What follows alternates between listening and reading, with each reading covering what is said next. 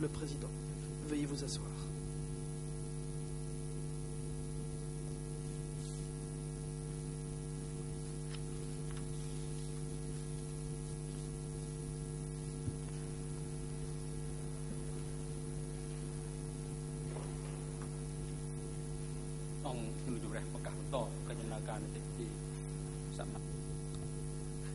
L'audience est ouverte.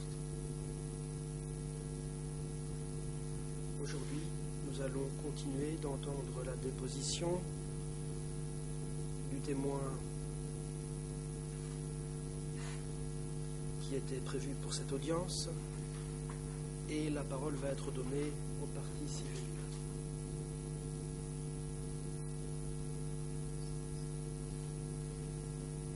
Madame Sakor Wouti, je vous prie d'indiquer à la Chambre quelles parties sont présentes et de préciser si le témoin est présent. La greffière. Monsieur le Président, toutes les parties sont présentes, à l'exception de l'avocat international de Ieng Sary, Maître Carnavas. Aucune raison n'a été apportée à ce sujet. L'accusé Ieng Sary est dans la cellule temporaire. Il renonce à son droit à être présent physiquement dans le prétoire. Le document de renonciation pertinent a été remis au greffier. Quant au témoin de réserve, le témoin TCW 321, il est dans la salle d'attente.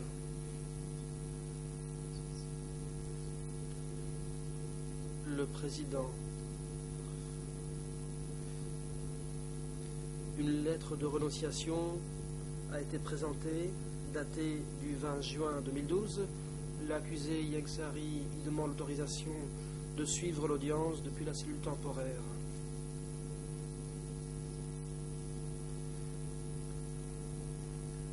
Arguant du fait qu'il ne peut rester assis longtemps dans le prétoire.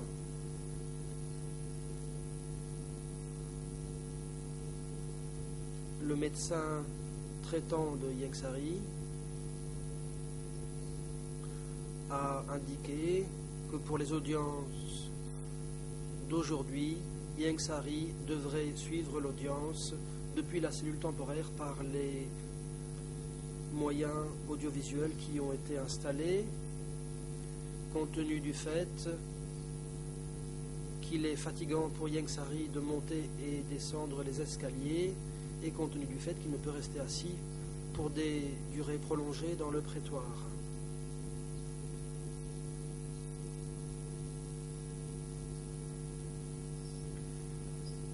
Depuis la cellule temporaire, Ieng Sary peut entrer en contact avec son équipe de défense. La Chambre accède à la demande de Ieng Sary. Celui-ci renonce à son droit d'être présent physiquement dans le prétoire et est autorisé à suivre l'audience depuis la cellule temporaire pendant toute la journée. Service audiovisuel, veuillez assurer la liaison avec la cellule temporaire.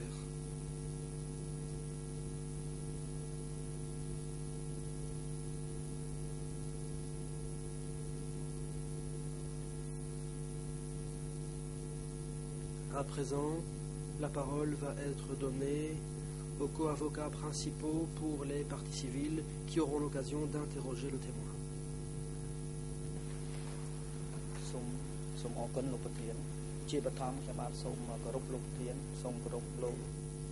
Maître Van Peu. Bonjour, Monsieur le Président, Mesdames, Messieurs les juges. Bonjour à toutes les personnes présentes dans le prétoire et aux alentours. Bonjour, Monsieur Yoon Kim. Je suis avocat pour la partie civile et j'ai des questions à vous poser. D'après votre expérience et ce que vous savez, car vous avez été chef de commune et de coopérative durant le régime du Kampuchea démocratique, nous voudrions vous poser des questions sur ce que vous avez vu, entendu et su au cours de cette période.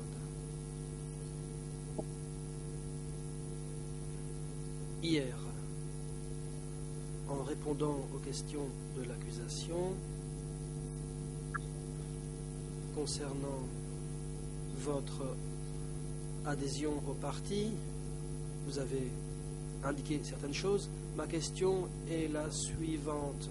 Avant de devenir membre du PCK, à quel moment avez-vous adhéré au mouvement révolutionnaire? Réponse. Excusez-moi, ce matin, j'ai mal à la gorge.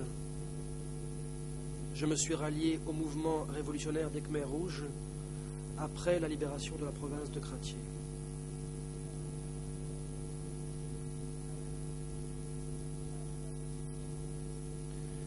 Le 4 mars 1971,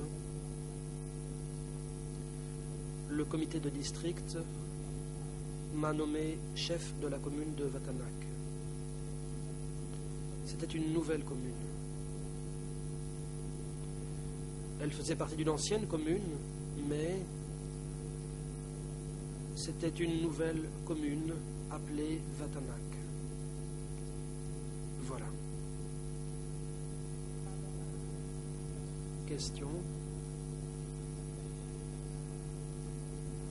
Pour quelle raison avez-vous décidé de vous rallier à ce mouvement? Est-ce que vous l'avez fait volontairement? Réponse. Comme nous le savons tous, il y avait à l'époque un mouvement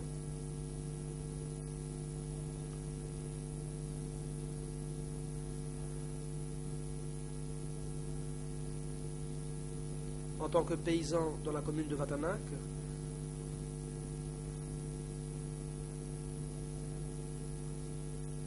Si je n'avais pas rejoint le mouvement, j'aurais pu m'exposer à certains risques, car à l'époque, le mouvement était assez actif. J'ai décidé de rejoindre ce mouvement pour mieux comprendre la révolution. Je voulais mieux comprendre. Et je voulais aussi assurer ma sécurité et protéger la population. Question. Je voudrais parler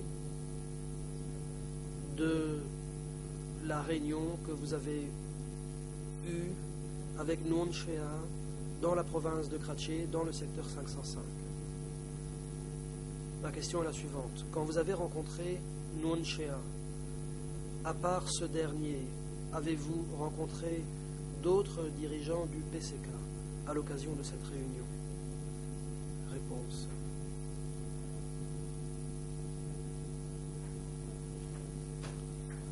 Quand Nuon Chea est venu dans la commune de Dar, la réunion visait sur la création de groupes d'entraide et de coopératives principalement. Il était escorté par des cadres et parmi ces cadres, il n'y avait aucun des hauts dirigeants. À l'époque, il s'agissait de personnalités du comité de district du secteur 505 en plus de Nuon Chea et c'est tout. Question. Il a donc été question de la création de coopératives de bas et de haut niveau.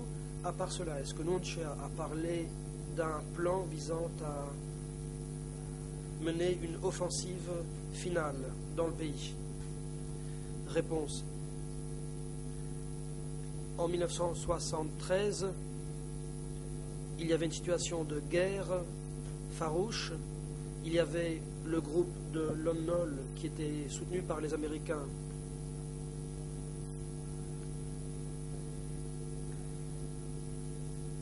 Quand le PCK tenait une réunion, soit dans le district, soit dans la capitale provinciale, il n'était jamais question d'une offensive finale. Il était question du déclenchement d'une attaque. On partait de la situation qui prévalait à l'époque. Question. À l'époque, à votre connaissance, Nuon Chea a-t-il parlé du principe selon lequel, dans les bases, les gens devaient se préparer à accueillir des gens venus de Phnom Penh une fois que le pays serait libéré? Ou bien est-ce que Nuncha a donné des instructions à ce sujet? Réponse.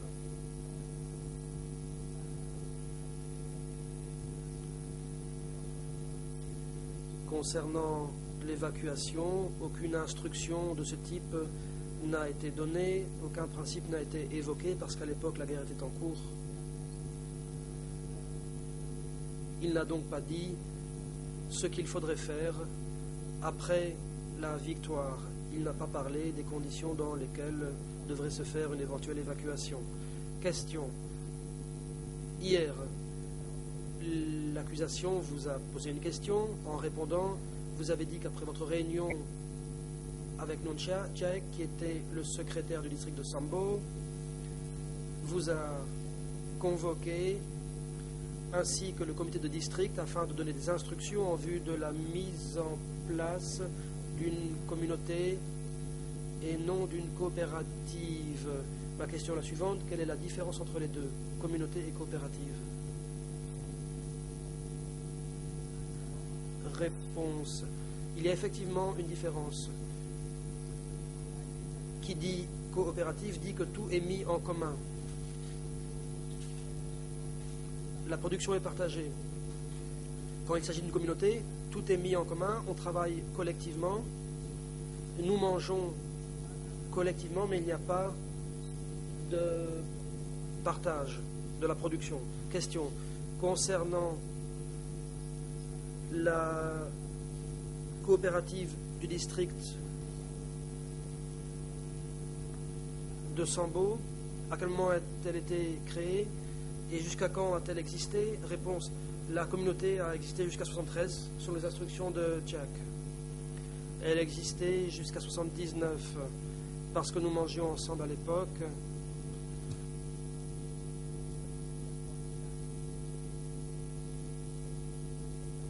Question. J'ai à présent une question sur votre réunion avec Nuncha. Vous a-t-on dit quel était le statut de Nuncha à l'époque au sein du PCK? Réponse.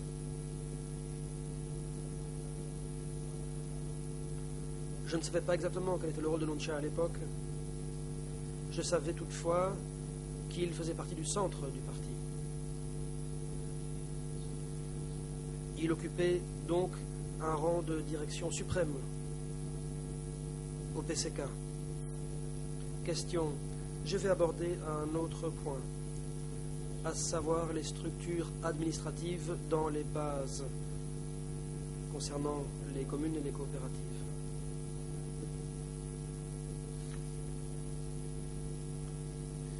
Lorsque vous avez été entendu par le bureau des juges d'instruction, vous avez dit qu'il y avait deux coopératives dans la commune de Sambo. La coopérative de Sambo et une autre coopérative, Saken. Je voudrais me référer au document en question. C'est le document D125/184. Les ERN sont les suivants: en Khmer,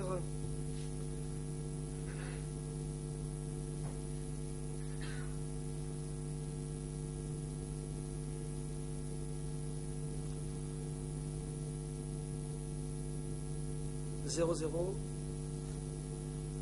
340 150 en anglais, 00 345 192 et en français 00 40 41 78. Le président, allez-y.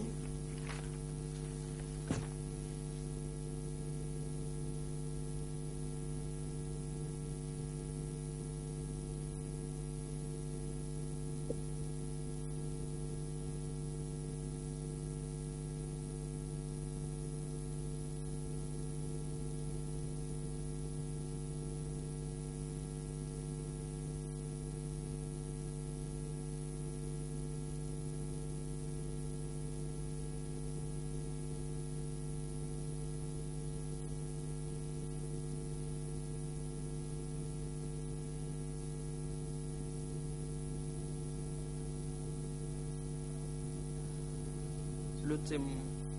Non, l'avocat. Je vais citer ce que vous avez dit. Après la création de coopératives, on n'a plus parlé de communes. La question est la suivante.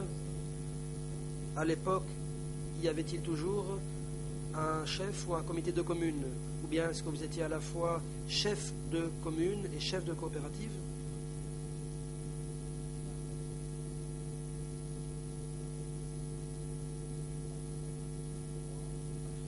Réponse.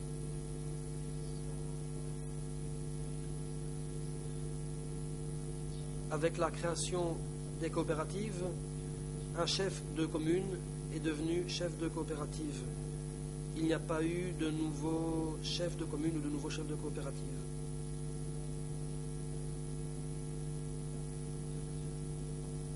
Concernant les chefs de village, ils étaient chefs des groupes cibles. Chacun était responsable d'un groupe cible particulier. Question. Donc, il n'y avait plus de chef de commune à Sambo. Réponse. Effectivement, il n'y avait plus de chef de commune.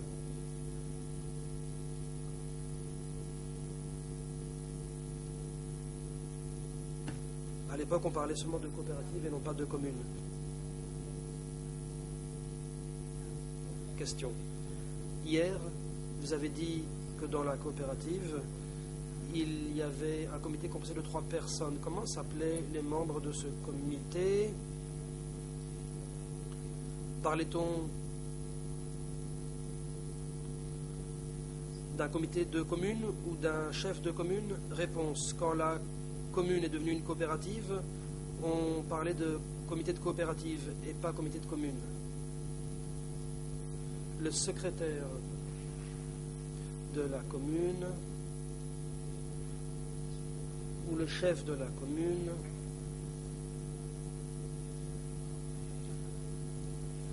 avait simplement pour rôle de devenir chef de coopérative.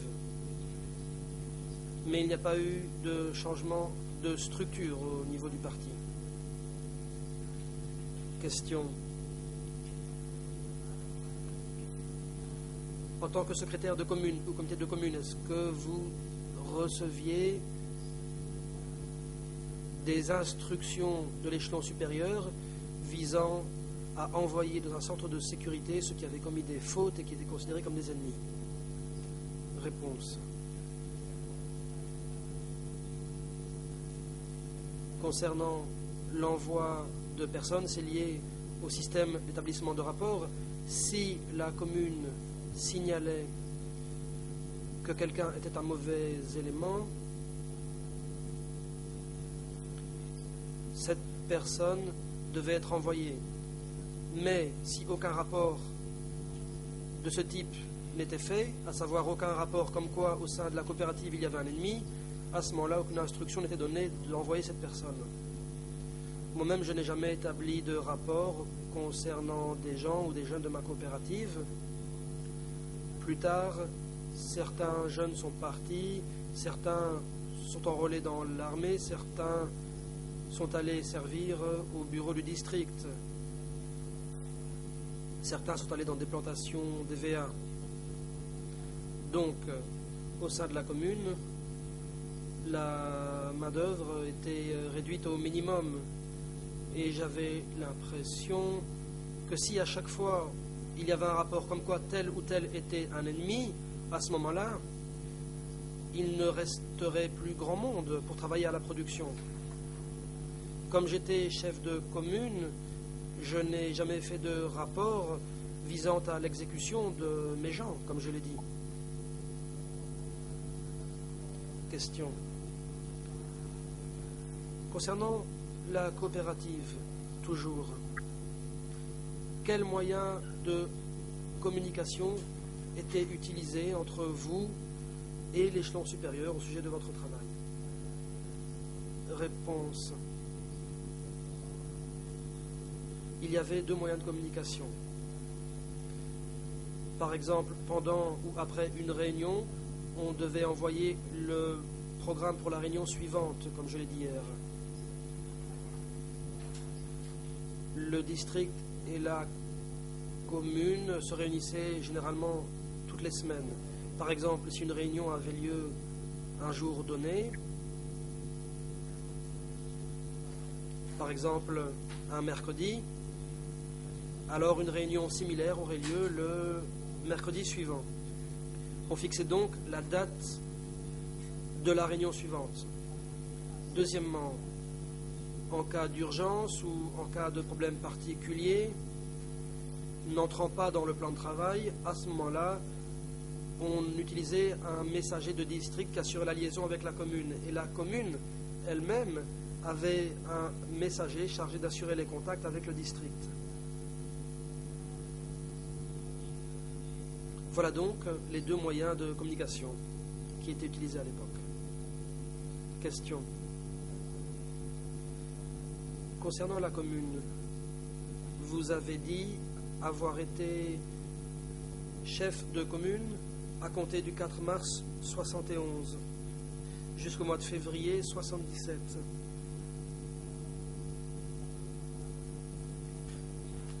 Ma question est la suivante. Dans la commune de Watanac, alors que vous en étiez chef, combien de coopératives y avait-il? Réponse. Dans la commune de Watanac, que je contrôlais, il n'y avait qu'une coopérative.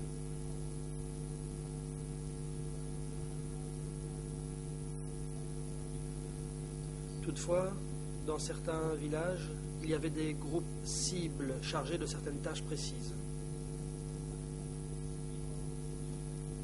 À Sambo, il y avait 2 coopératives, mais à Watanac, il n'y en avait qu'une.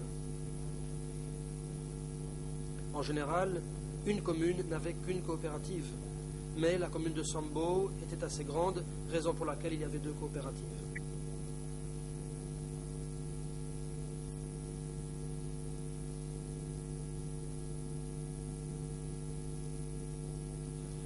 La partie civile. Monsieur le Président, j'aimerais montrer un autre document. Il s'agit d'une déclaration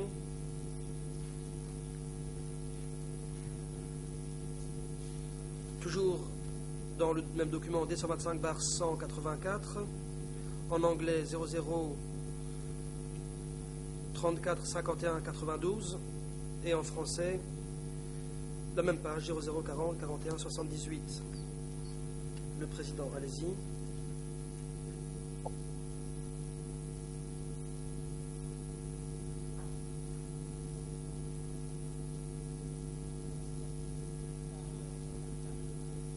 La partie civile. La question que vous était posée était la suivante.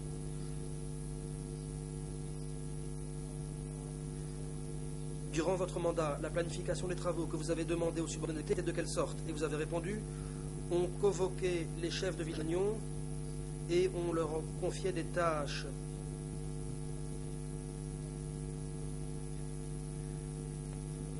Après avoir reçu le plan de la hiérarchie, il y avait des réunions hebdomadaires avec les chefs des villages. Ma question est la suivante. Qui vous a dit de quelle manière il convenait de fixer un plan? Réponse. S'agissant des plans d'action,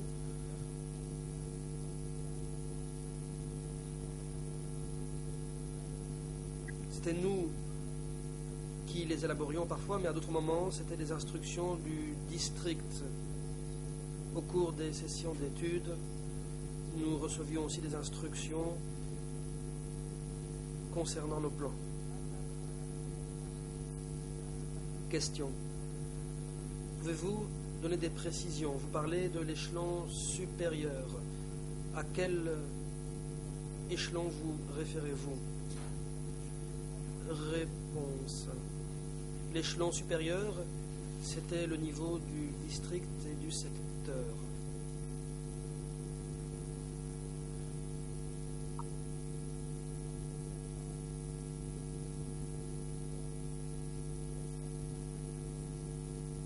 Question.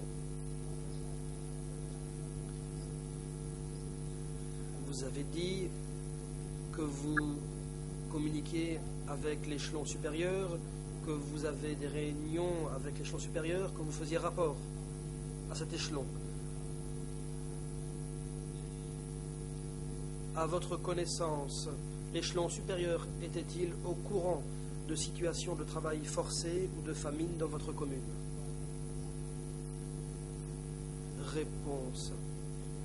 À ce propos, l'échelon supérieur a fixé un plan pour l'administration de la coopérative.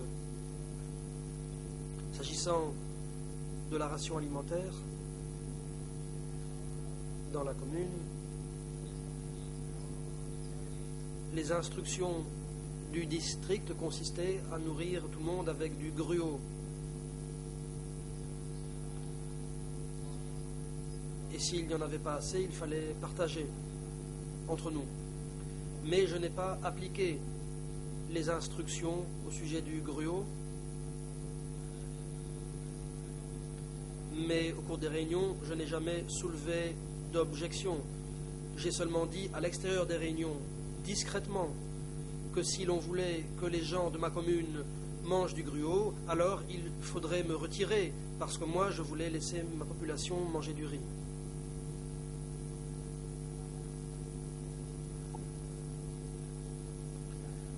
J'ai constaté que d'après la ligne fixée par l'échelon supérieur, il était indiqué qu'il fallait du riz pour la population, mais je ne sais plus exactement dans quel document on mentionnait cela. Il y avait des instructions comme quoi, s'il n'y avait pas de riz, mais que les gens mangeaient du gruau, il faudrait évaluer les éventuels plans de la direction pour l'amélioration des moyens de subsistance. Ou bien il faudrait se demander si les dirigeants de cette région étaient des traîtres, puisqu'ils ne laissaient pas les gens manger assez. Dans ma région, les gens mangeaient toujours du riz. C'était pour moi un principe, à savoir que si les gens n'avaient pas assez à manger et ne mangeaient que du gruau ou des racines, les gens n'auraient pas assez de force pour travailler. Dans ce sens, j'étais en désaccord avec leurs principes. S'ils voulaient que la région que je contrôlais fournisse du gruau à la population, eh bien, il fallait qu'ils me limogent. Et cela, je l'ai dit vigoureusement.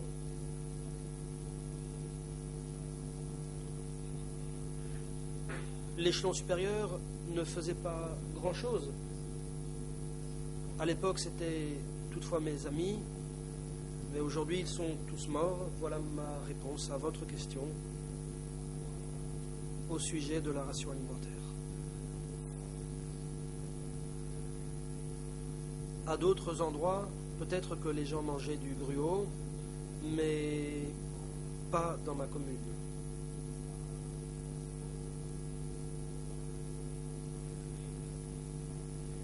Quand j'étais à Vatanak, les gens mangeaient du riz. Quand je suis allé à Sambo, les gens ont mangé du riz.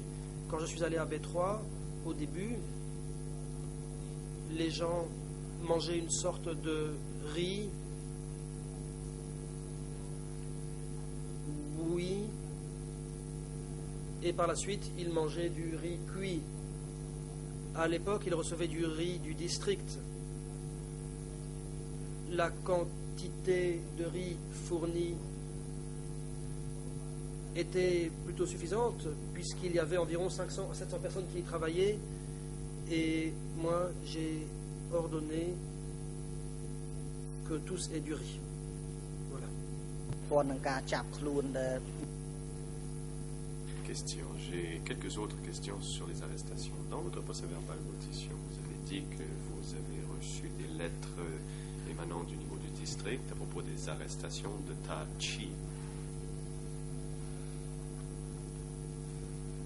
Après avoir reçu cette lettre du district,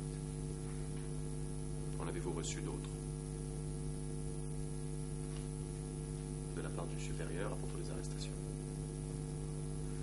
Réponse. Quand j'étais chef de la commune de Vatanak, ou encore de la commune de Sambo, et du CP3,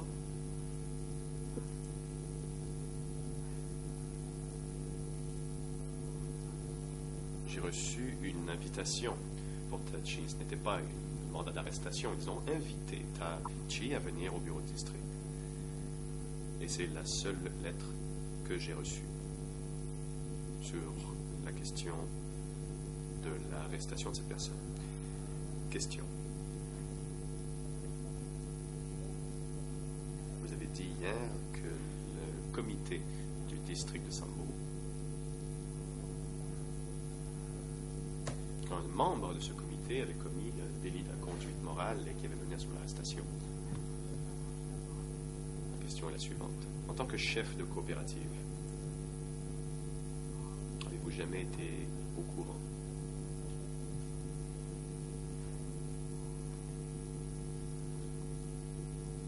d'actes d'inconduite morale commis par des jeunes là où vous étiez?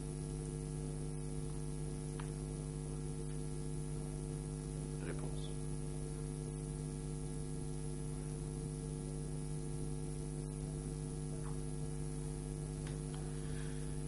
Je n'avais aucune connaissance de telles choses dans ma coopérative. Chez des jeunes, du moins. Mais certains adultes avaient commis de tels actes. Mais n'ont pas pour autant été arrêtés. Ils ont été éduqués. Laissez-moi vous donner un exemple. Quelqu'un qui travaillait au sein de l'unité de transport et qui devait faire le transport des denrées alimentaires jusque dans les rizières. Dans le cadre de son travail, il couchait en chemin quelque part et a eu une aventure avec une femme. Quand nous l'avons appris, nous l'avons rééduqué, il s'est corrigé et il n'y a pas eu d'arrestation. Question. Avez-vous jamais suivi une séance de formation sur la moralité? Réponse. J'ai reçu des formations sous le régime du Kampuchea démocratique sur la question de la moralité.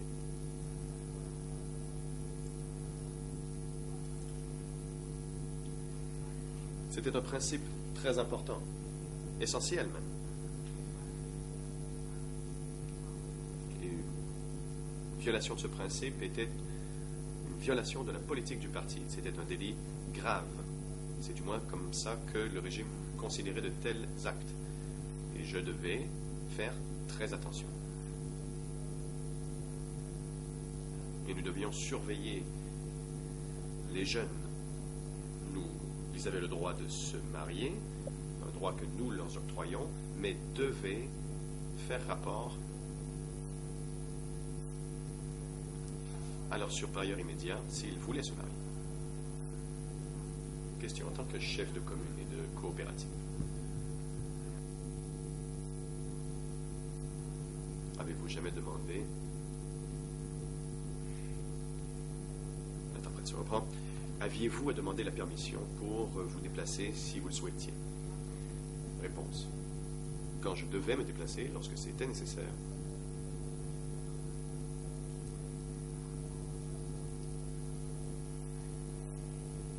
Par exemple, s'il fallait vérifier les faits dans la biographie de quelqu'un,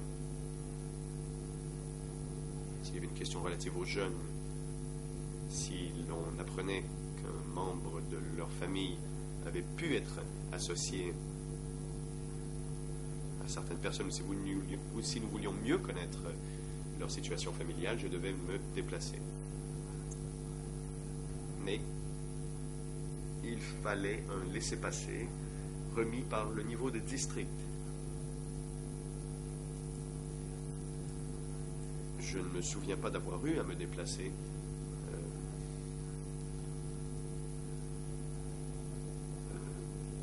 pour ce faire, car j'avais d'autres choses à régler.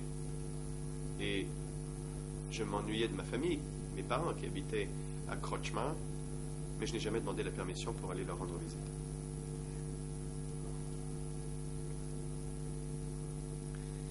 C'est certain que cela causait des difficultés dans les familles, car nous étions loin de nos familles. Question, qu'en est-il des gens ordinaires, des villageois? S'ils voulaient aller d'un village à un autre, que devaient-ils faire? Devaient-ils demander la permission et à qui, le cas échéant? Réponse. C'était très rare que les gens demandent à pouvoir se rendre à un endroit quelconque. Avant la libération du pays, en 73 et en 74, les gens demandaient la permission pour pouvoir aller rendre visite à leurs parents, mais après 1975, ce n'était plus le cas.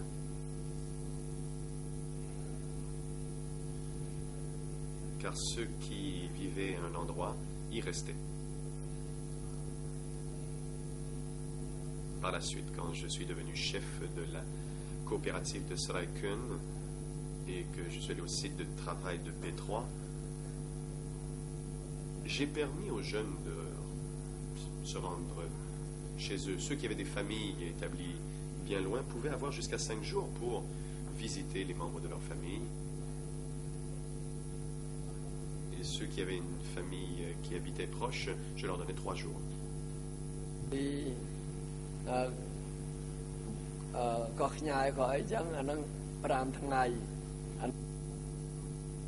Ceux qui habitaient à Kokniai,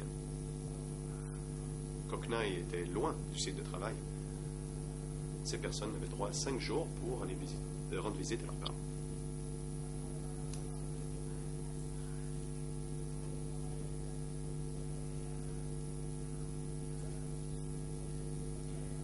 À l'époque, si les gens se rendaient dans leur village natal sans demander la permission, ils n'avaient pas de...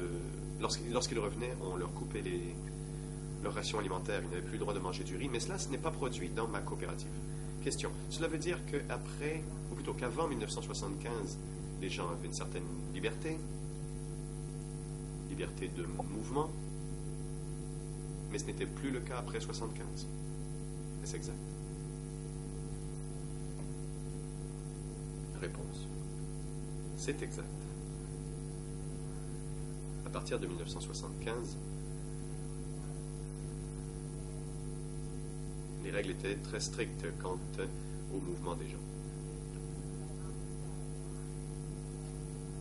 Pas simplement d'ailleurs pour les gens ordinaires, cela valait aussi pour les cadres Khmer Rouge. Mais de toute façon, les gens n'avaient aucune raison de se rendre ailleurs. Le conseil. J'aimerais maintenant parler des structures de districts. Vous dites qu'il y avait 3 districts, Sambo, Snoul et Kratchie.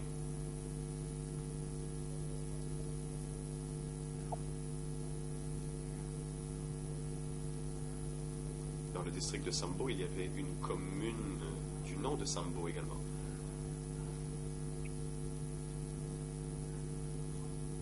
Pouvez-vous nous décrire la structure de la commune? Combien de bureaux tombaient sous la responsabilité de cette commune?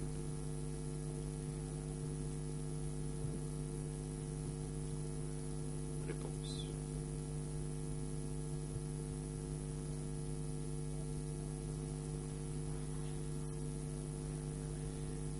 À l'époque, il y avait un bureau commun.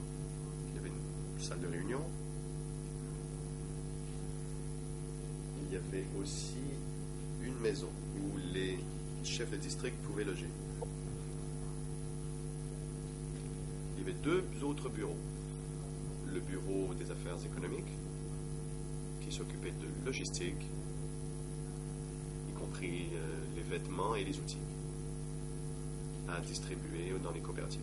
L'autre bureau était celui de l'action sociale,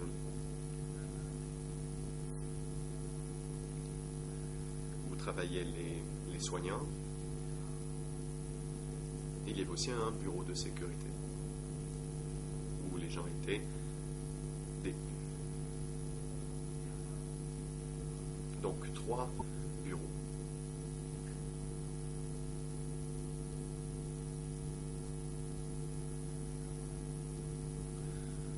La partie civile. Monsieur le Président, j'aimerais, avec la permission de la Chambre, afficher le document suivant.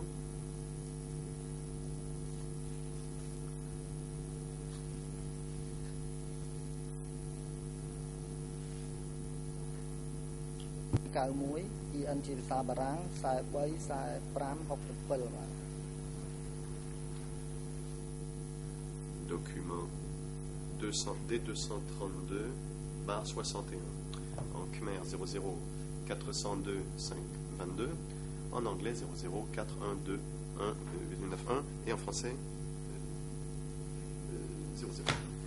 00 43 45 67. Le Président. Allez-y.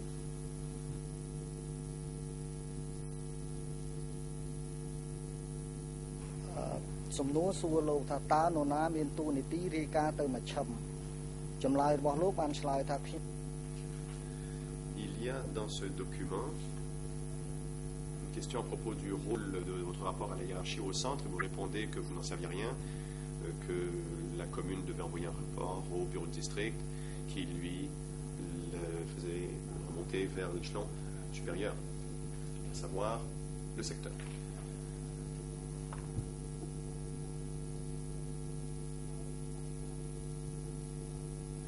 Donc, pouvez-vous nous dire quel genre de rapport était envoyé de la commune au district au secteur et comment était-ce envoyé?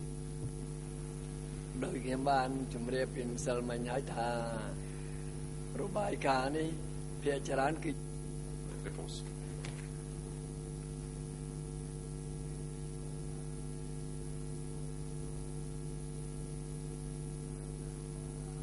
C'était en fait les comptes rendus des réunions, ces rapports. Nous avions des réunions régulières et tout représentant de commune qui avait quoi que ce soit à dire sur des questions de sécurité ou d'agriculture ou de questions sociales et d'autres sujets le mentionnait lors des réunions. On faisait un procès-verbal de cette réunion. Et ensuite, le district envoyait le procès-verbal à la province. Mais je ne sais pas ce qui s'est passé après cela.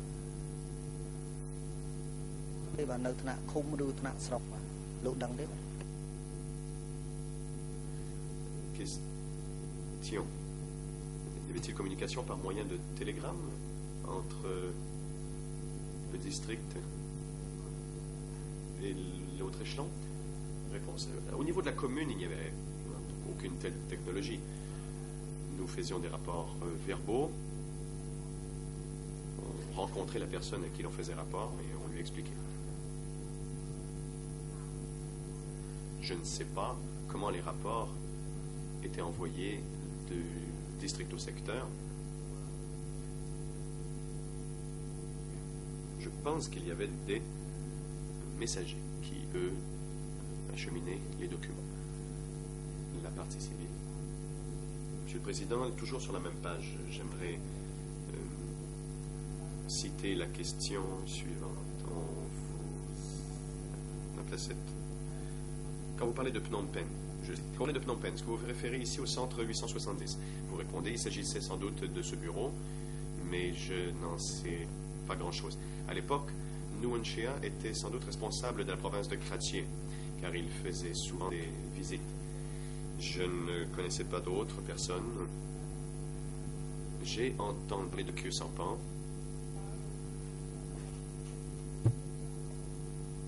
de Ieng Sary et de Pol Pot et de Ieng Thiret. Mais c'est tout ce que je sais. Donc, là, ma question est la suivante, monsieur le témoin. Connaissez-vous les rôles des hauts dirigeants? Réponse. Je sais que Pol Pot était le secrétaire du parti. Question. Qu'en est-il de monsieur Khieu Samphan? Qu'a-t-il fait à partir de 1975? Là, en avez-vous entendu parler ou vous en a-t-on parlé? Vous a-t-on déjà dit quel était son rôle? Réponse. À ce que j'ai entendu, d'après ce que j'ai entendu, M. Khieu Samphan était chef d'État du PCK.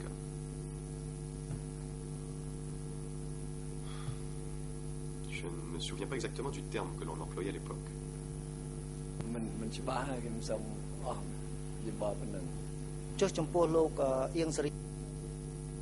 Je ne suis pas certain de bien connaître le titre officiel. Question. Qu'en est-il de Ieng Sary? Saviez-vous quel était son rôle ou vous l'a-t-on dit? Réponse.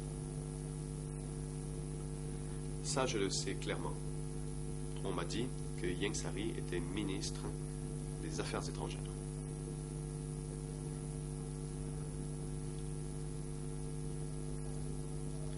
Le Conseil. Je vous remercie.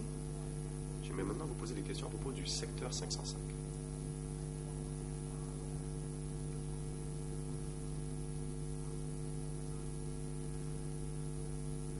Pouvez-vous nous parler des bureaux au niveau du secteur 505?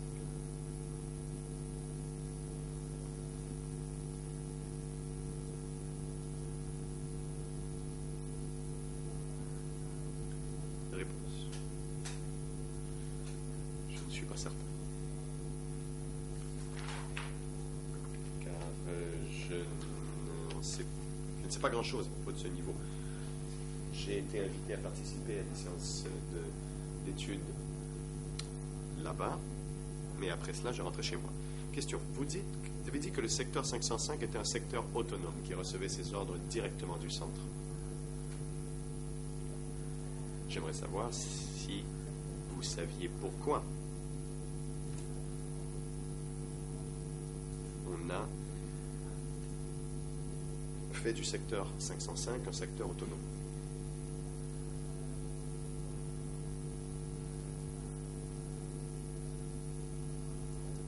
Réponse.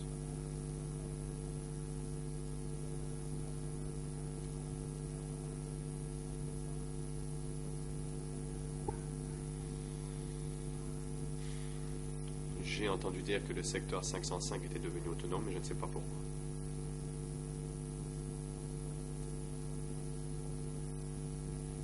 Question. J'aimerais parler des structures militaires.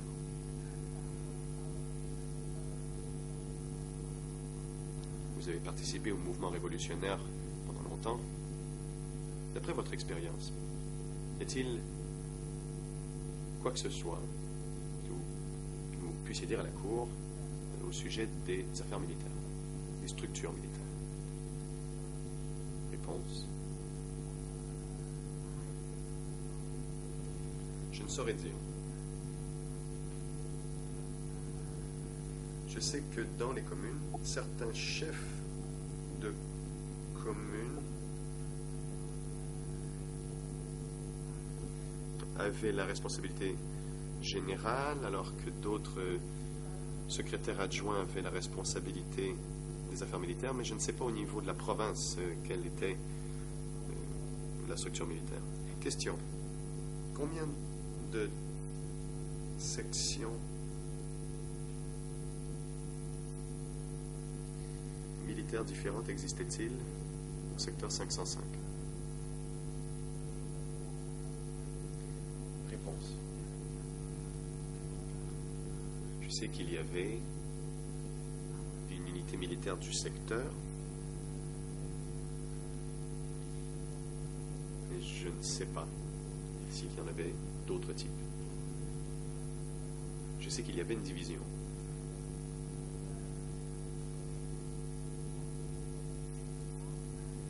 Je n'en sais rien. À Tmor Krai, il y avait une division du numéro 801 qui était postée à la pagode de Tmor Krai. C'est tout ce que je sais.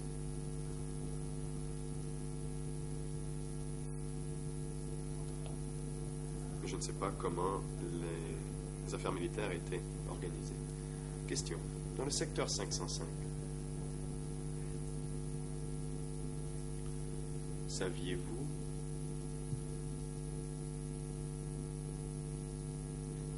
si militaires avaient un pouvoir d'arrestation?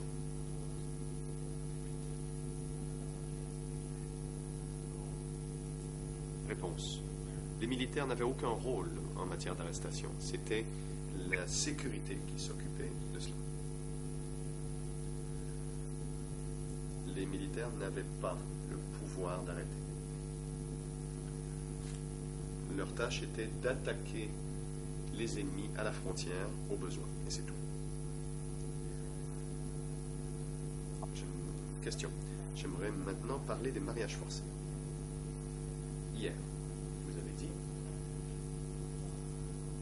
que vous avez aidé à organiser des mariages quand il y avait des demandes à cet égard au district et qu'il y avait des propositions de la division 920 pour les mariages.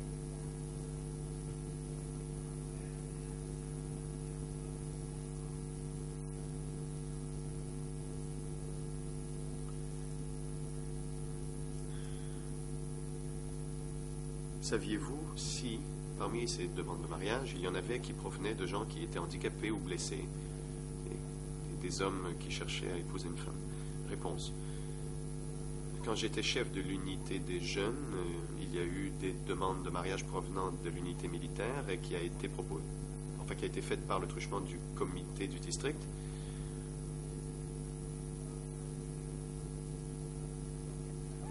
On avait demandé que 30 femmes épousent des soldats. Là où j'étais, certaines personnes s'étaient portées volontaires pour devenir les épouses de ces soldats. Il n'y avait pas de coercition, ce n'était pas sous la contrainte.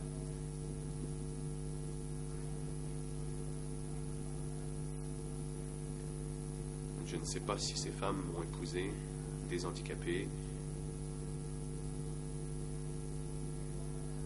car les mariages n'ont pas été célébrés dans ma commune. Question. Savez-vous si des femmes dans votre communauté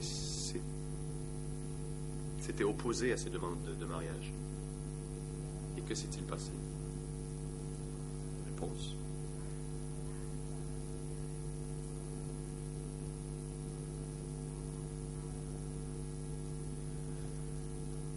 Je n'ai jamais rien vu de la sorte où des gens refusaient les demandes de mariage.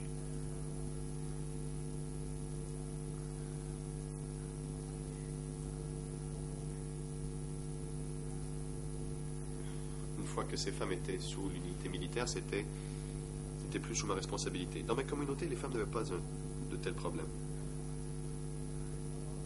Car il n'y a pas eu de mariage sur le site de travail où j'étais. Dans les coopératives, si les couples avaient la permission pour se marier, on l'organisait, il n'y avait pas de protestation. Question.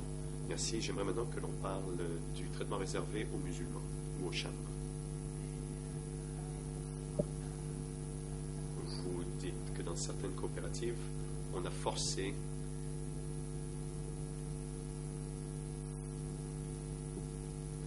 les musulmans à manger du porc.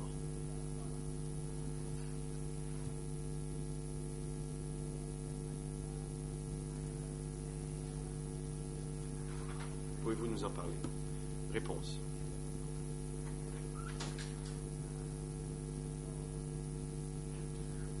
Il n'y avait pas de règle voulant que l'on force les chams à manger du porc.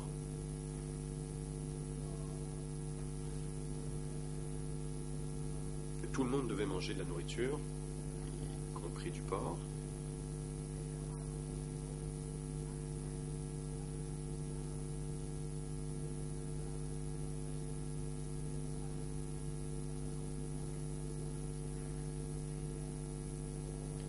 Dans la coopérative, je n'avais pas d'informations là-dessus.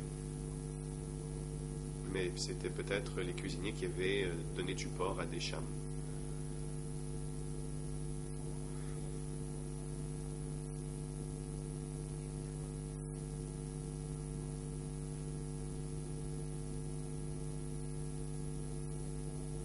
sinon on leur donnait du PRAOC.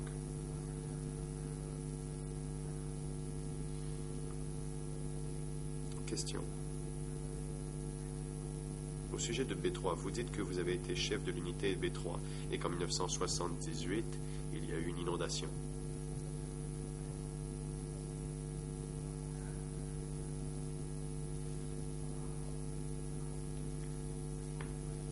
Et que l'on a rassemblé les jeunes pour régler ce problème. Sur le site, il y avait une centaine de paysans. Et vous avez dit que vous vous êtes plaint du manque de main-d'œuvre et que vous avez demandé plus de gens pour venir aider à la tâche. Pouvez-vous nous parler de ce plan? Quel était le plan et qui a donné l'ordre de le mettre en œuvre? Réponse. J'ai dit hier que le 11 juin 1978, le comité de district m'a confié la tâche de m'occuper du site de travail. Après que mon prédécesseur, M. Sarun, m'ait quitté. On m'a dit de défricher 100 hectares de terre, c'est la tâche qu'on m'a confiée, et j'avais 450 personnes à ma disposition. Nous avions des machettes, d'autres types d'outils, des bêches. Et j'ai dit que je courais un risque, car si je ne parvenais pas à exécuter le plan, j'aurais des problèmes. Le soir, j'y réfléchissais. Je pensais qu'il n'y avait pas assez d'outils. Donc je suis rentré chez moi et j'ai demandé au forgeron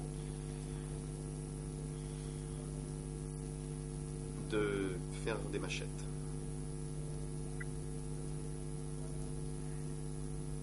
Pour nous aider à défricher.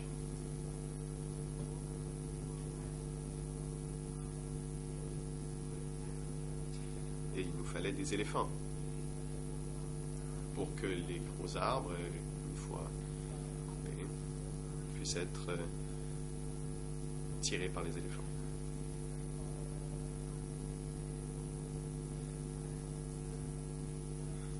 Je savais qu'avec cela, j'aurais pu mettre en œuvre le plan. Il y a eu aussi en 1978 une grande inondation. Le Mékong a débordé, c'était la pire inondation depuis que j'étais né. Et une fois que les eaux se soient retirées, il y avait de la main-d'œuvre pour aider.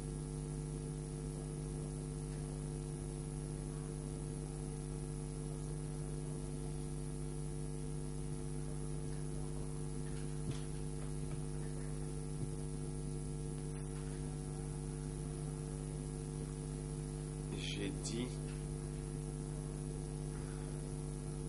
qu'il fallait des forces pour le district. J'ai demandé au district qu'il me fallait des forces supplémentaires pour pouvoir réaliser le plan de l'encart, et le comité de district a dit que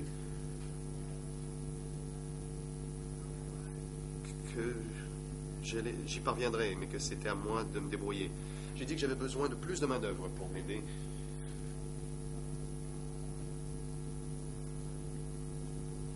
À mettre en œuvre le plan et le mener à bien. J'ai dit qu'il me fallait plus de gens.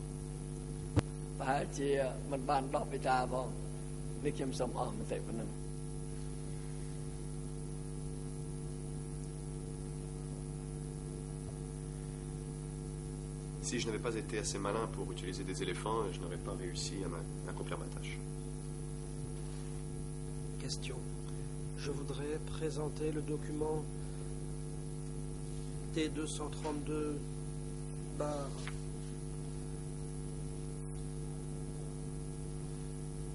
31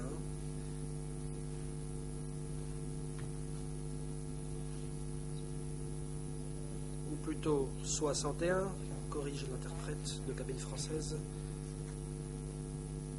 La question est la suivante. La question était: qu'a dit Nuncha à l'époque? Et vous avez répondu: il a dit essentiellement en cas de difficulté, un groupe d'entraide devrait être mis en place, tandis qu'ailleurs, une coopérative de bas niveau devait être créée. Et si c'était facile, une coopérative de haut niveau devait être créée. La question est la suivante. Dans toute la commune, quand a-t-on commencé à prendre les repas en commun?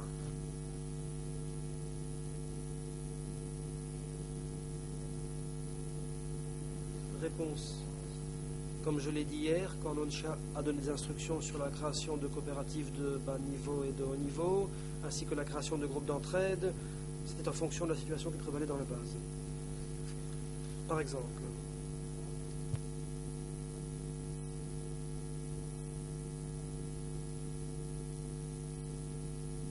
le président interrompt. Monsieur le témoin, votre réponse est répétitive. Vous ne répondez pas à la question posée. La question était de savoir à quel moment on avait commencé à manger en commun dans le secteur 505.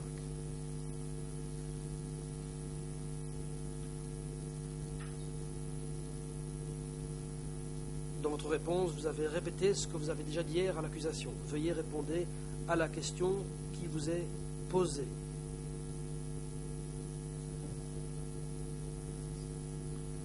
Le témoin. Les repas collectifs dans le district de Sambo. À ce sujet, je ne sais pas quelle était la situation dans tout le secteur 505. Dans la commune, ça a commencé en 1973. Après les instructions de Nunchea, c'est Chet qui a mis en œuvre directement ces indications. Personne n'a osé mettre d'objection.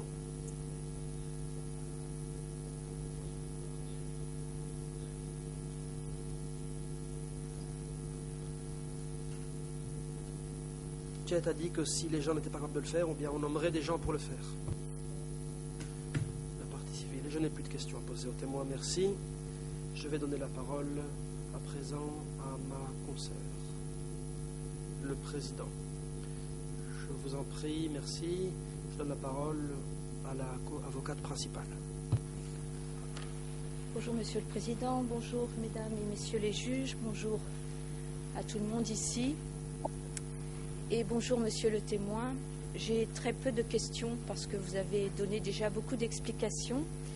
Je voudrais simplement vous poser encore quelques questions pour essayer d'avoir peut-être des précisions complémentaires sur certains points. Ma première question est à propos des conditions de vie dans les coopératives. Vous avez expliqué que vous aviez reçu des instructions, que dans votre coopérative, vous aviez fait en sorte que les gens mangent suffisamment et vous aviez essayé aussi de faire que les règles soient moins strictes que celles qu'on vous avait données. Je voudrais savoir si, au moment des réunions que vous avez eues avec les autres chefs de coopérative, vous avez entendu parler des conditions de vie dans les autres coopératives et par exemple, si vous avez entendu parler de certains endroits où les gens n'avaient pas suffisamment à manger.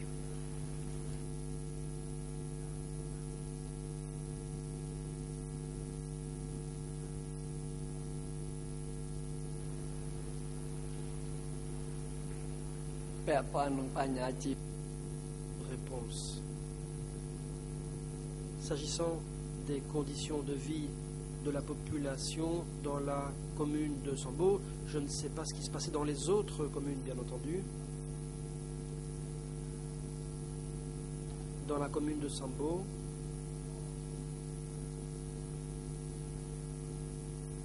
à la différence d'autres communes où on mangeait seulement du gruau, même si en fait c'était du gruau plutôt épais, pas trop liquide. En plus du gruau, il y avait autre chose pour compléter, par exemple des pommes de terre. Donc les conditions de vie et l'alimentation n'étaient pas un gros problème.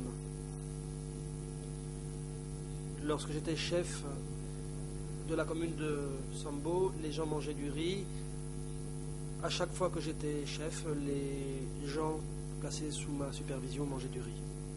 Monsieur le témoin, excusez-moi, ma question n'est pas celle-ci. Ma question est celle de savoir si vous avez entendu, pendant vos réunions avec les autres chefs des autres coopératives et des autres communes, si vous avez entendu dire que dans les autres coopératives, les autres communes que celles qui étaient sous votre autorité, il y avait des problèmes de nourriture et si des gens ne mangeaient pas à leur faim, ailleurs que sous votre autorité.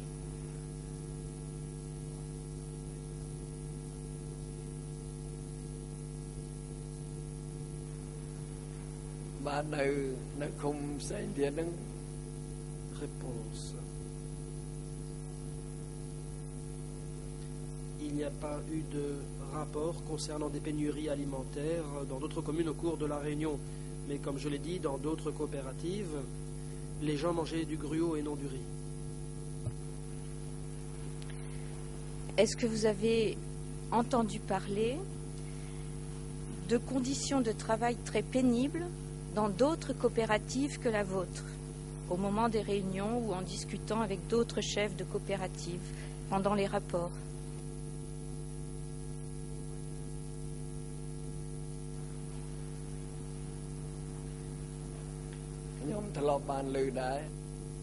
Réponse. Oui, j'en ai entendu parler. Par exemple, dans la commune de Watanac, après mon départ, je suis allé de temps en temps effectuer une visite sur place et les gens m'ont dit que le groupe cible était assez strict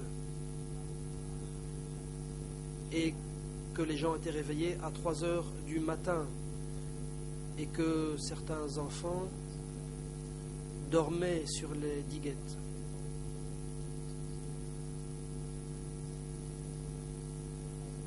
Parfois, dans les groupes cibles, on cherchait à forcer la population à travailler dur.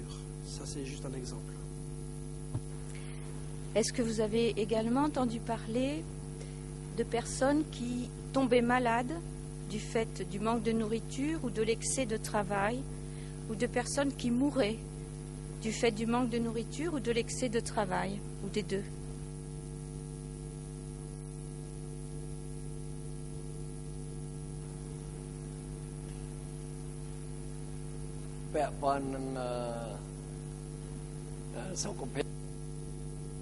Réponse. S'agissant de l'état de santé de la population,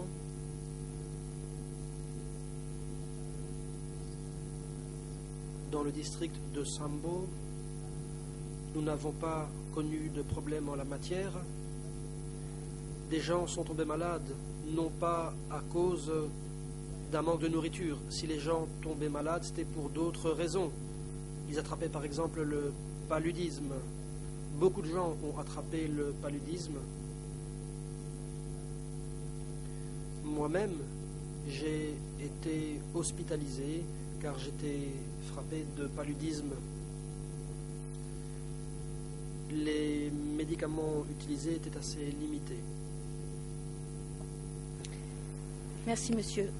Avant de passer à un autre sujet, je voudrais, utilisant la pratique des procureurs, simplement indiquer aux parties et à la Chambre que nous disposons d'un document D22/517 qui est une déclaration de partie civile qui a vécu au même endroit que monsieur le témoin et qui peut peut-être apporter des informations complémentaires. Je n'avais pas l'intention de lire d'extrait. J'indique simplement le nom de ce document et la référence de ce document, comme a pu le faire précédemment monsieur le procureur pour certains autres documents. Je voudrais vous poser une autre question sur un autre sujet, monsieur.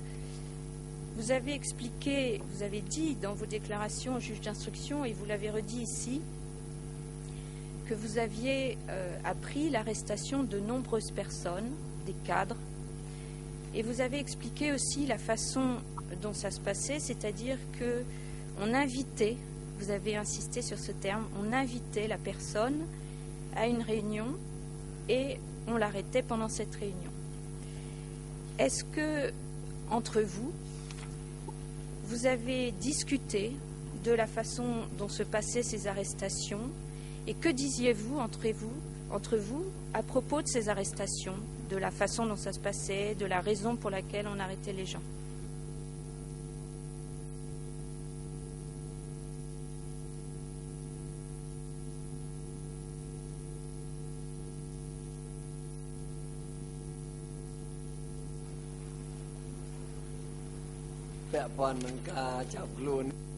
Réponse.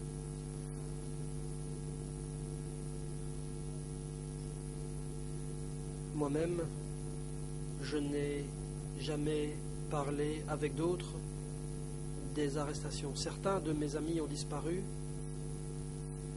mais je n'en ai pas parlé avec qui que ce soit secrètement. Bien sûr, certains amis ont été arrêtés, mais nous n'en parlions jamais et nous ne disions même pas que nous avions peur que notre tour viendrait. Pourquoi n'en parliez-vous jamais?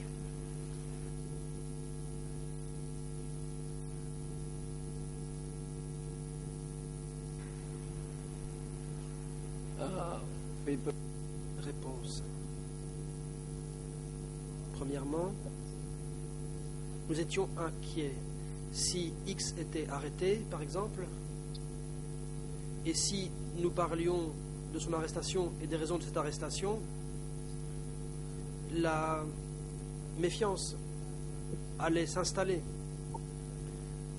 Si nous en avions parlé et que cela se savait, nous nous serions mis en danger. C'est pourquoi nous faisions discret.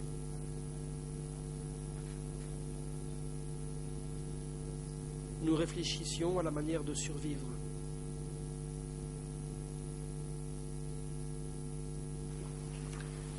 Merci, monsieur, pour cette explication.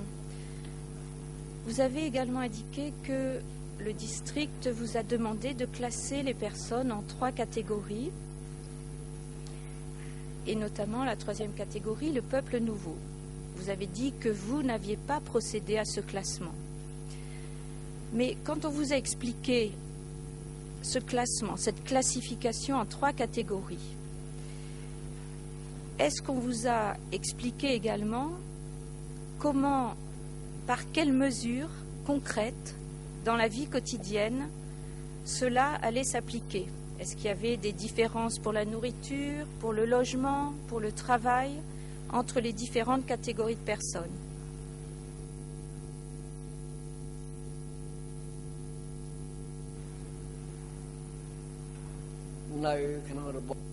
Réponse.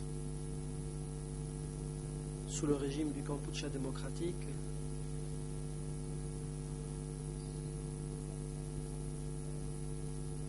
la ration alimentaire était la même pour tous. Il n'y avait pas de différence entre tel ou tel groupe.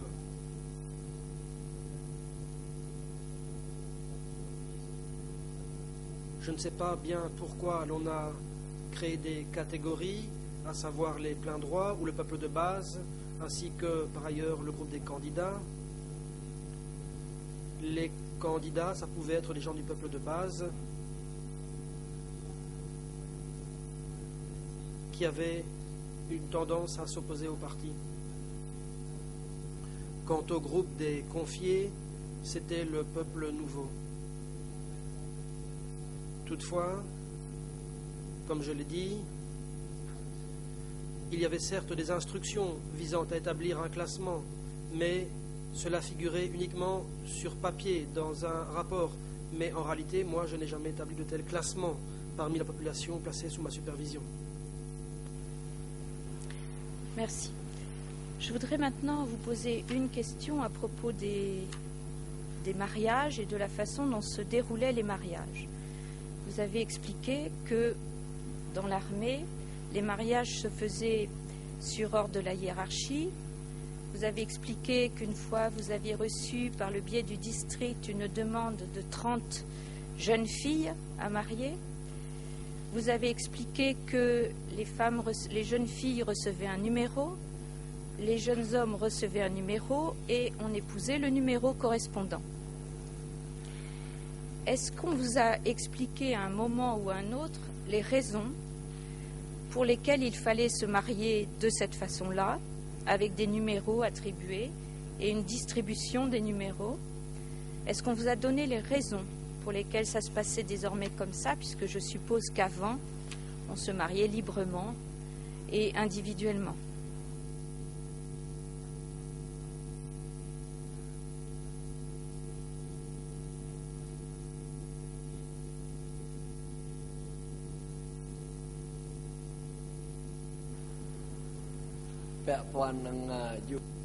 Réponse. S'agissant des femmes demandées par l'armée sur mon site de travail, je ne savais pas grand-chose là-dessus, mais une fois j'ai assisté à une réunion dans la commune adjacente et j'ai constaté que les mariés, jeunes hommes et jeunes filles, étaient du même nombre. Donc le garçon 1 devait se marier à la fille 1, etc., etc. Il y avait une dizaine de couples. Sur le point de savoir s'il y avait consentement ou bien c'était un mariage forcé, je n'en savais rien. J'étais simplement présent et voilà ce que j'ai vu.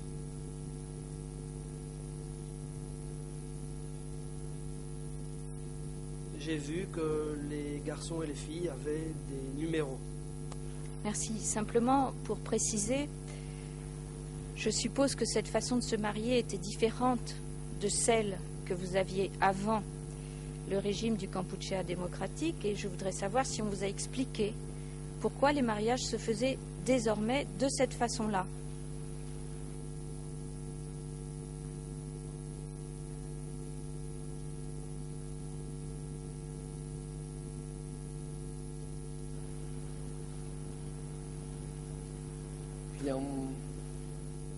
Réponse.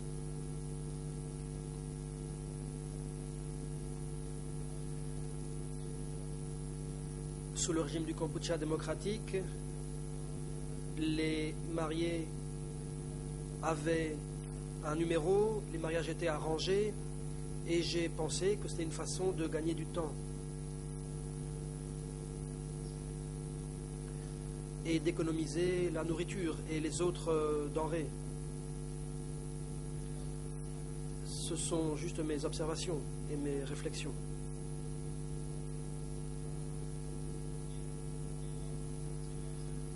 Dans les coopératives, parfois, j'ai organisé des cérémonies de mariage et il y avait au maximum 2 couples par mariage.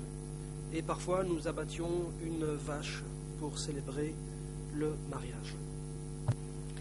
Merci, monsieur. Je voudrais enfin aborder un dernier sujet. Vous avez expliqué que vous receviez des instructions, que vous faisiez des rapports. Vous avez parlé assez longuement de la hiérarchie. Et vous avez, il y a quelques minutes, évoqué le centre. Et vous avez évoqué monsieur Nunchia et vous avez dit, dans la traduction française, il avait l'autorité suprême, parce qu'il faisait partie du centre. Qu'est-ce que vous voulez dire par autorité suprême? Qu'est-ce que cela veut dire, autorité suprême?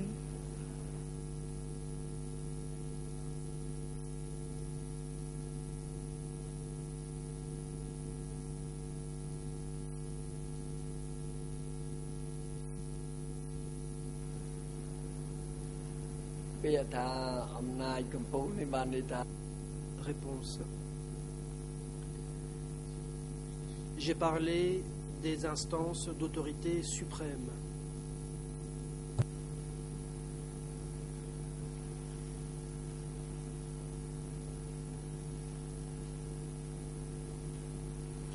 Qu'est-ce que cela veut dire, monsieur, autorité suprême, pour vous, bien sûr, et compte tenu de votre expérience dans le régime?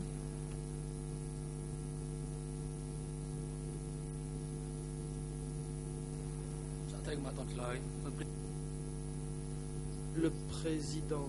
Témoin, veuillez attendre. La parole est à la défense. La défense, bonjour, mesdames et messieurs les juges, bonjour à toutes les personnes ici présentes.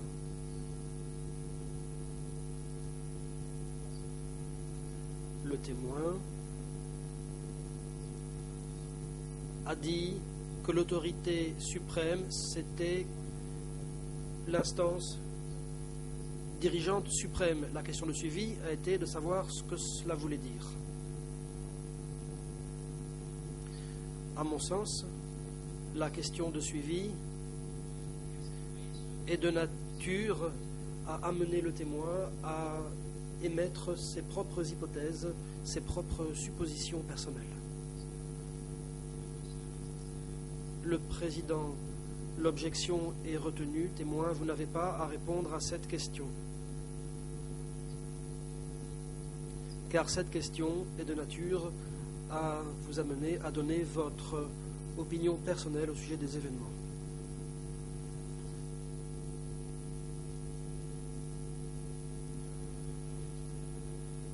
Les questions posées doivent porter sur ce que le témoin a vécu ou vu à l'époque du Kampuchea démocratique. Monsieur le Président, je me plierai à votre décision. J'indique simplement, pour la nécessité du transcript, que je pense que le témoin, compte tenu de sa position, était en mesure d'expliquer techniquement ce que contenait le terme d'autorité suprême, en termes techniques bien sûr et non pas en supposition de sa part. Cela dit, j'en ai terminé avec mes questions. Je vous remercie, Monsieur le témoin, pour votre contribution utile.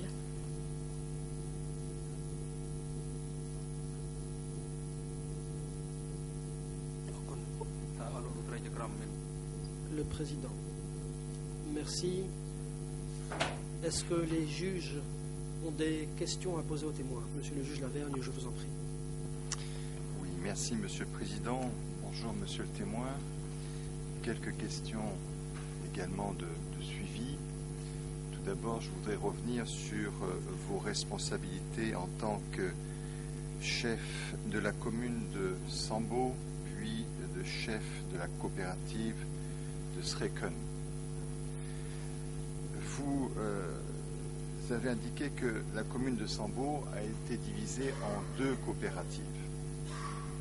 Est-ce que vous pouvez nous indiquer quels étaient les villages qui dépendaient de la coopérative de Sreken?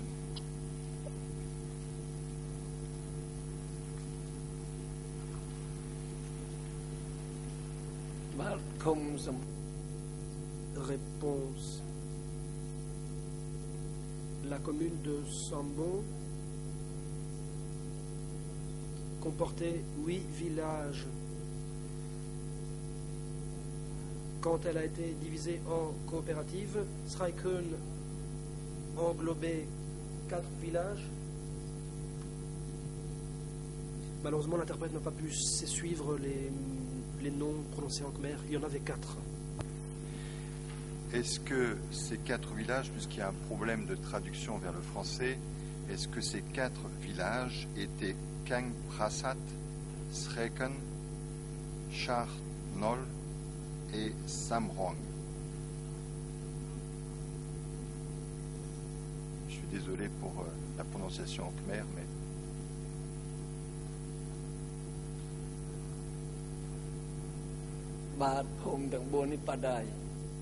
Réponse. Effectivement. Est-ce que la coopérative de Sreken était aussi connue comme étant la coopérative de Keng Prasat?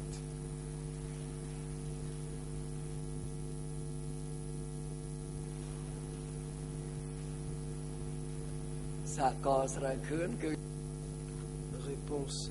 La coopérative de Sreken, c'est la coopérative de Sreken et pas Keng Prasat, mais Keng Prasat fait partie de la coopérative de Sreken.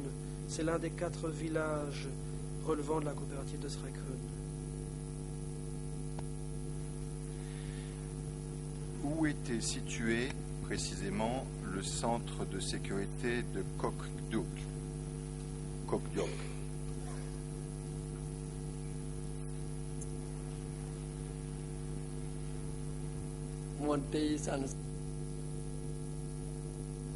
Réponse. Le centre de sécurité de Kokdoik était dans le village de Kangprasat, à environ 2 kilomètres de la rivière.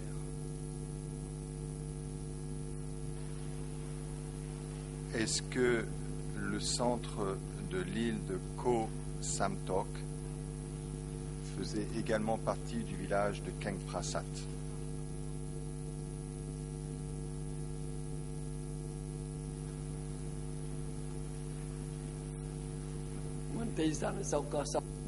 Réponse. Koh Samtok est une petite île située en amont de Sraikön. Ce n'était pas un grand centre de sécurité, mais certains prisonniers y étaient détenus. À Samtok, et ils devaient cultiver et élever du bétail parce qu'il y avait beaucoup d'eau et que le sol était fertile. Est-ce que l'île de Kokdoi était située sur les limites de la coopérative de Sraikön?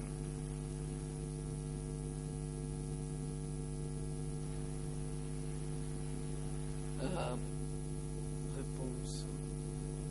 Le bureau de Kokdoik n'était pas à la coopérative de Sraikön, même si physiquement il y est situé, il était sous la supervision du district. Est-ce que vous pouvez nous rappeler qui était à la tête du centre de Kokdoi?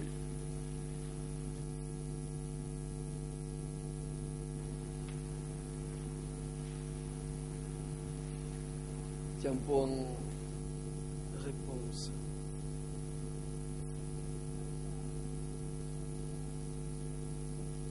Je ne savais pas qui était chef du centre de Kokdoik,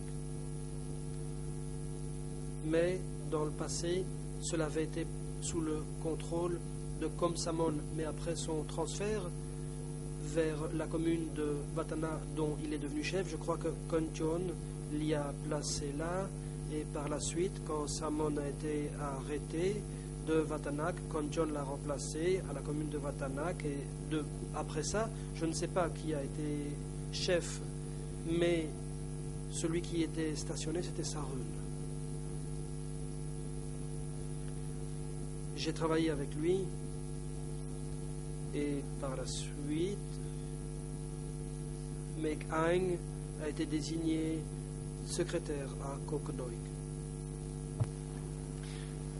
Je voudrais être sûr d'avoir bien compris. Est-ce que vous avez bien dit que Sarun avait été à un moment à la tête de Kokdoi?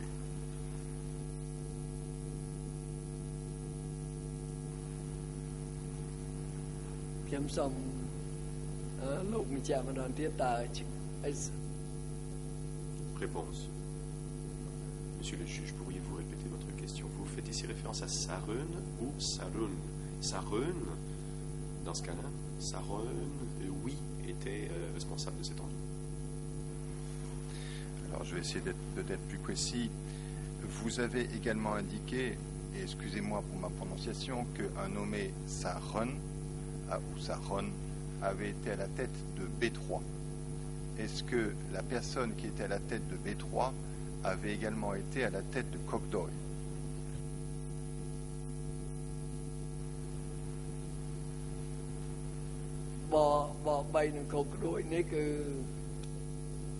Une réponse.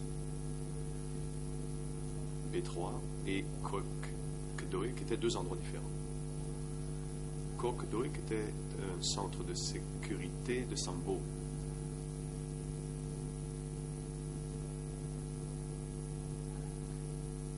B3 avant de devenir un site de travail pour les jeunes, était aussi un centre de sécurité où des cadres étaient détenus, des cadres d'autres districts. Donc, il y avait une pour la province et l'autre pour le district. Je vais répéter ma question parce que vous n'avez pas répondu à ma question. Est-ce que le nommé Sarun, auquel vous avez succédé à B3, avait également été à la tête de Kokdoi?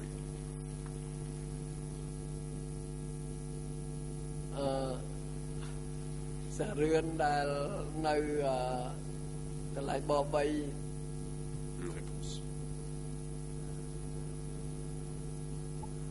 Sarun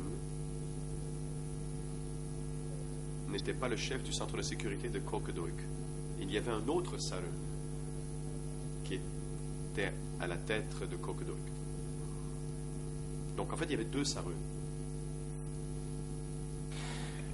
Vous nous avez indiqué hier et lors de vos auditions que vous aviez, lorsque vous étiez à la tête de la coopérative de Sreken et ensuite à B3, vous aviez un adjoint.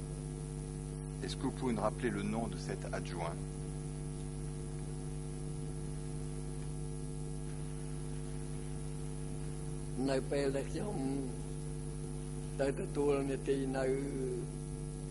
Réponse. Quand j'ai repris mon poste à B3, l'unité des jeunes, je suis venu avec deux personnes. Il y avait un dénommé Payne. Payne a été affecté à travailler avec moi par le district. 3 mois plus tard,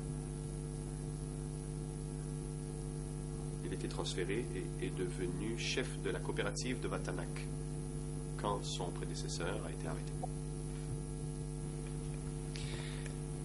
Payne avait-il aussi été votre adjoint quand vous étiez à la tête de la coopérative de Sreken?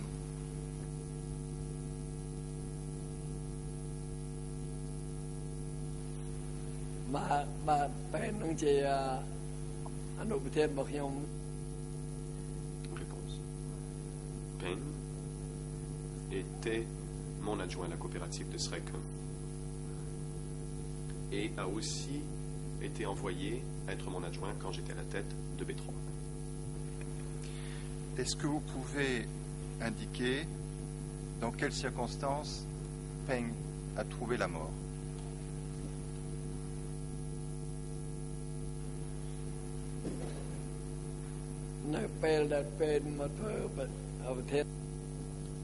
Réponse.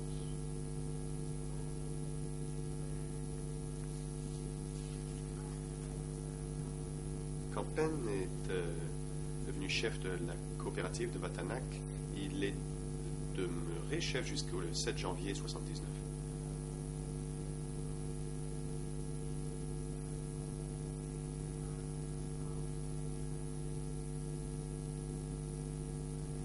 Il est retourné après Kreen et il a été battu à mort par les villageois.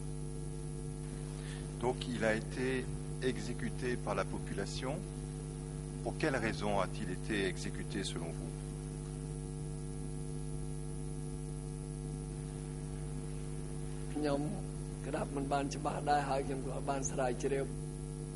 Réponse. Je ne sais pas très bien, je n'ai pas fait de recherche là-dessus. Mais il y a des rumeurs qu'il s'agissait d'une vengeance, d'un lynchage.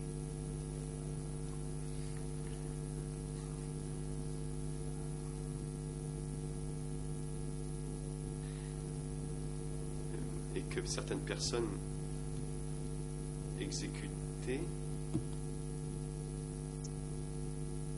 qu'il avait des objets avec lui de gens qui avaient été exécutés et les gens étaient venus récupérer les objets qui appartenaient à ces personnes décédées.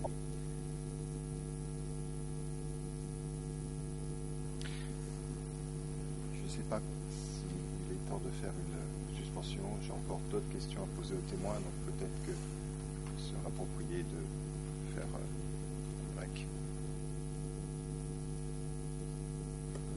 ขอจบទៅขอចប់ទំនួលលោកទៅពីទំនួលទៀត Le président. Vous pouvez poursuivre, monsieur le juge. Alors, je voudrais que vous nous parliez un peu plus en détail de B3. Vous nous avez dit que B3 avait été précédemment un centre de sécurité. Je voudrais que vous nous disiez, quand vous êtes arrivé à B3, quelle population vous avez trouvé sur place? Qui étaient les gens qui étaient à B3? Et est-ce qu'ils y sont restés ou que sont-ils devenus?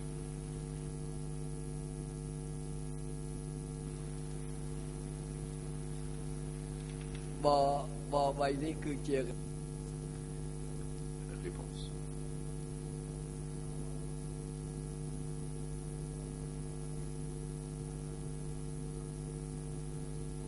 B3, il y avait des gens de coopératives, des comités de district et qui étaient considérés comme des ennemis et qui étaient détenus. Donc, des gens qui devaient être punis et détenus à B3. Mais cet endroit n'était pas considéré comme un centre de sécurité pour les délits graves. Il s'agissait plutôt d'un centre de forgeage, de rééducation. Les gens pouvaient donc travailler librement dans la coopérative, y faire des activités d'agriculture et d'autres tâches normales, comme les autres dans la coopérative. Je ne saurais dire quand on a vidé B3, mais après 1978, enfin une date à l'année de 1978, des jeunes y ont été envoyés sous la supervision de Sarun.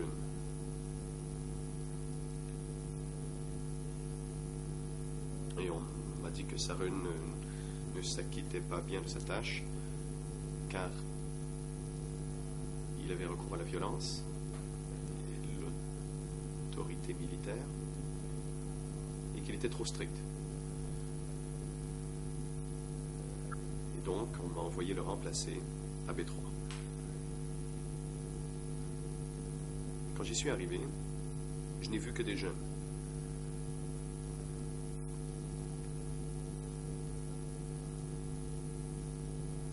Qui faisaient de l'agriculture, qui défrichaient la terre. Il y avait quelques 50 huttes. Et dans chacune de ces huttes, il y avait une dizaine de personnes. Il y avait aussi une cuisine. Mais il n'y avait pas d'entrave.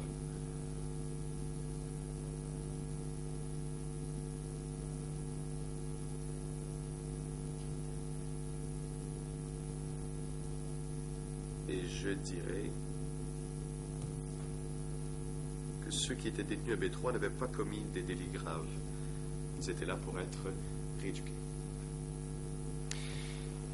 Il n'y avait pas d'entrave, mais est-ce qu'il y avait des gardiens? Est-ce qu'il y avait des gens armés qui s'assuraient que les personnes à B3 ne quittaient pas le site?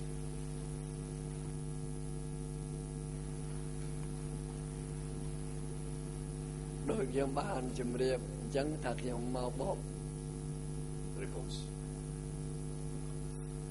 Comme je l'ai dit, je suis venu à B3 plus tard, après que les cadres qui étaient détenus aient déjà été emmenés.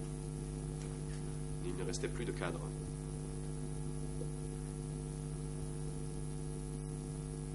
Il n'y avait que des jeunes qui avaient été transférés à la fin avril.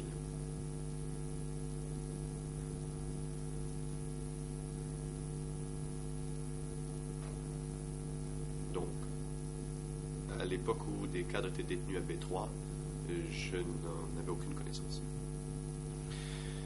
Monsieur le témoin, vous avez indiqué lors de vos interrogatoires devant les co-juges d'instruction qu'il y avait eu 450 jeunes, puis 250 jeunes supplémentaires. Donc, si je comprends bien, à un moment donné, il y a eu pratiquement 650 jeunes à B3. Est-ce que c'est bien ce que l'on doit comprendre?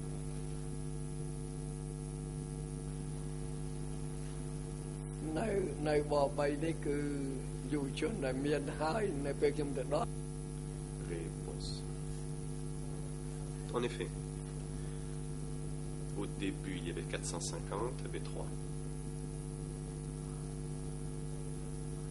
Et quand j'en suis devenu chef, quelques 250 personnes y ont été transférées. Donc en tout, on faisait à peu près 700.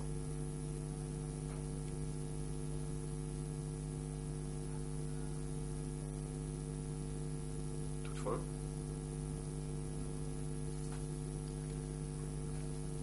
les nouveaux n'y ont été transférés que pendant quelques mois avant d'être envoyés ailleurs. Et par contre, ceux qui étaient là au début, ils sont restés. On reviendra tout à l'heure sur les nouveaux, mais est-ce que vous pouvez nous dire, nous confirmer que B3 était situé dans la forêt? Est-ce que B3 était situé dans un lieu où il y avait la malaria? Est-ce que B3 était situé dans un endroit où il n'y avait pas d'agriculture? Et où justement on demandait aux gens de défricher des terrains? Alors, est-ce que vous pouvez nous dire si il y a eu jusqu'à 700 personnes dans un endroit qui a priori n'était pas des plus hospitaliers, qui sont restés sans aucune surveillance, sans aucun service de sécurité pour s'assurer que les gens ne partent pas? C'est bien ce que vous voulez nous dire?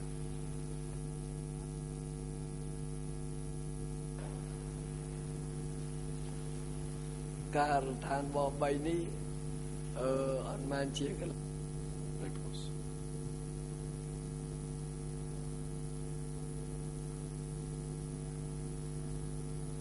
B3 n'était pas un endroit où l'on avait peur que les gens s'enfuient. Il y avait 2 membres du personnel soignant en fonction à cet endroit. Il y avait des médicaments adéquats, ou corrects plutôt, je reprends l'interprète, des médicaments corrects pour soigner les gens au besoin.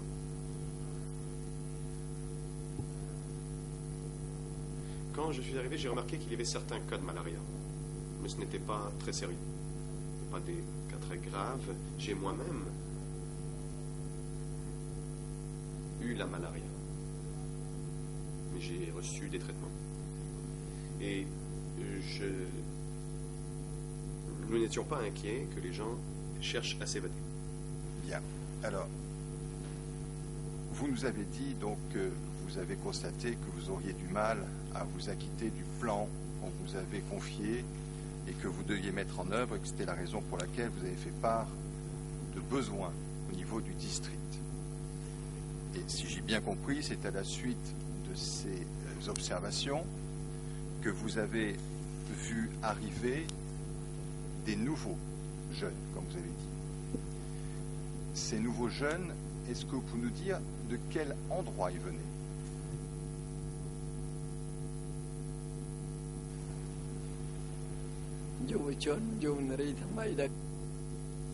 Réponse. Oui, les nouveaux qui sont venus à B3, les 250 nouveaux, venaient de Maymut, dans la province de Kampong Cham. Je ne sais pas exactement pourquoi ils ont été transférés là où j'étais. Je sais, par contre, qu'au village de Tamung, le village de Tamung était à côté de la frontière entre le Vietnam et le Cambodge, le président.